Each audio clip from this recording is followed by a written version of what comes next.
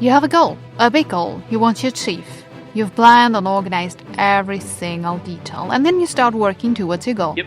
You know you can do it. You know it won't be easy, but you're motivated, determined, and focused.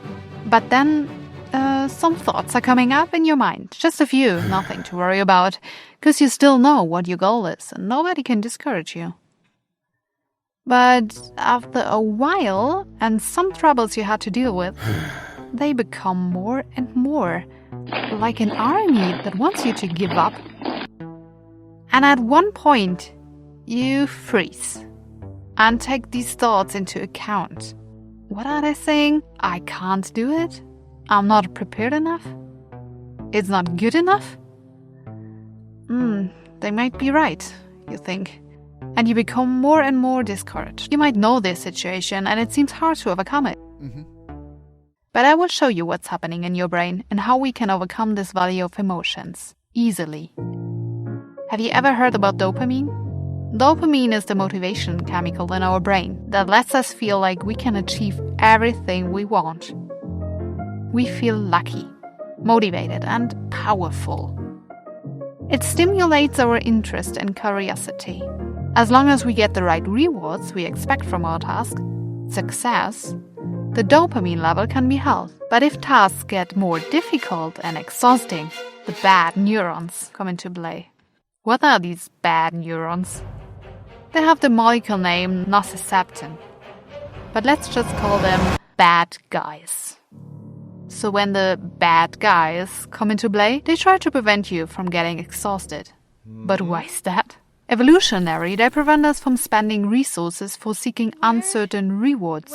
That's why we biologically tend to seek quick, certain rewards instead of long, exhausting journeys to reach a bigger but uncertain reward.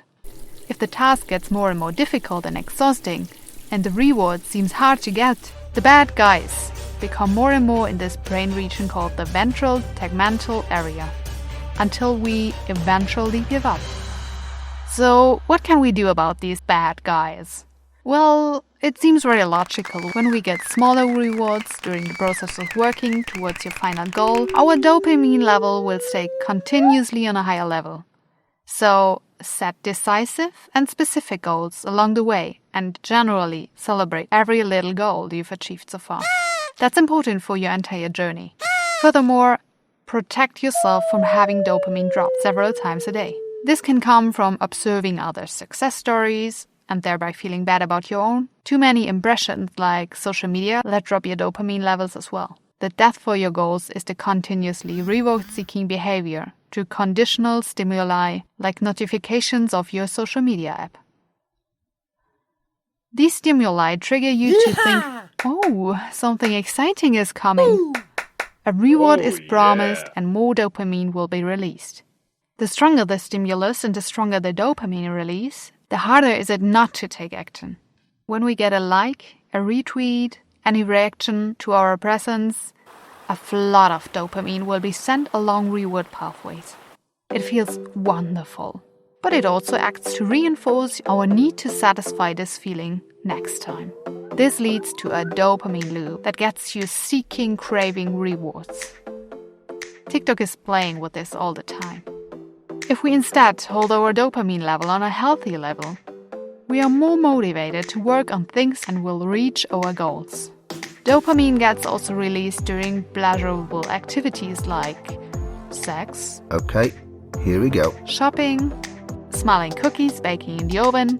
All things that make you happy can trigger dopamine release or a dopamine rush. But also exercising has a huge impact on your dopamine level. In rats, treadmill running increases the release of dopamine and upregulates the number of dopamine receptors in the reward areas of the brain. One 3-month study found that performing 1 hour of yoga 6 days per week significantly increased dopamine levels. So do what makes you happy. Celebrate small achievements and know what you can do to overcome this valley of emotions. And don't give up. I hope you liked this video and it was helpful for you.